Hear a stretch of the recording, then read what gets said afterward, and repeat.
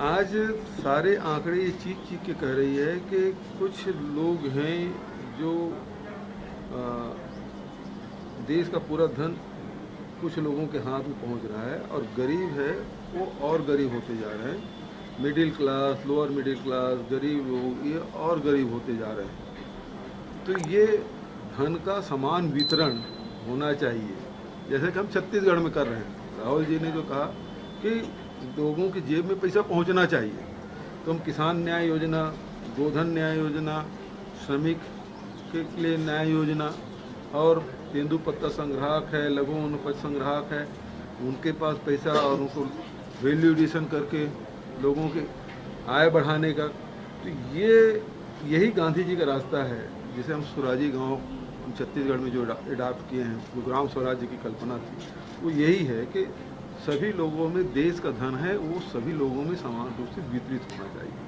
सबको अवसर मिलना चाहिए। और करने में बहुत अंतर है, चाहे वो 15 लाख रुपया देने की बात हो, चाहे 2 करोड़ लोगों को रोजगार देने की बात हो, चाहे 2022 तक के किसानों का आय दुगुनी करने की बात हो। ये केवल दिवा स्वप्न दिखाने का काम मोदी जी और उसकी पूरी टीम ने किया है।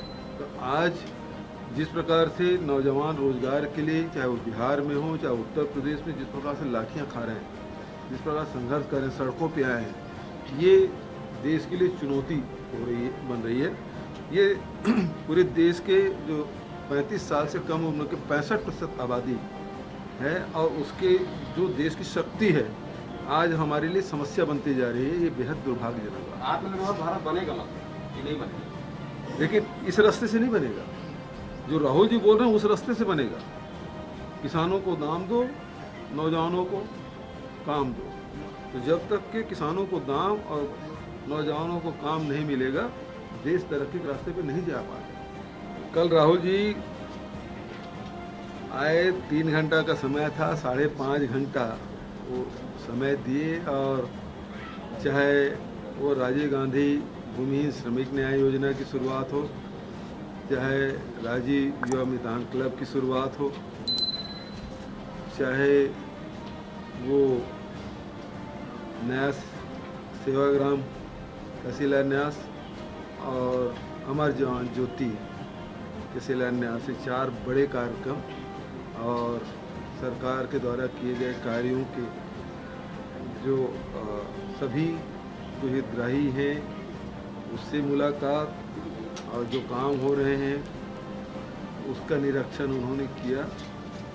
और बड़ी संख्या में देश के गांधीवादी लोग आए थे, चिंतक विचारक लोग आए थे। तो कल बहुत बड़ा छत्तीसगढ़ के लिए दिन था। कल वो लोग किस मामले में दिखा रहे थे? केवल विरोध करना है इसलिए विरोध कर रहे थे। क्या इसलिए कि राजीव मितान क्लब की शुरुआत हो रही है इसका विरोध है? क्या श्रमिकों के खाते में 6,000 रुपये वार्षिक जाएगा इस बात का विरोध है?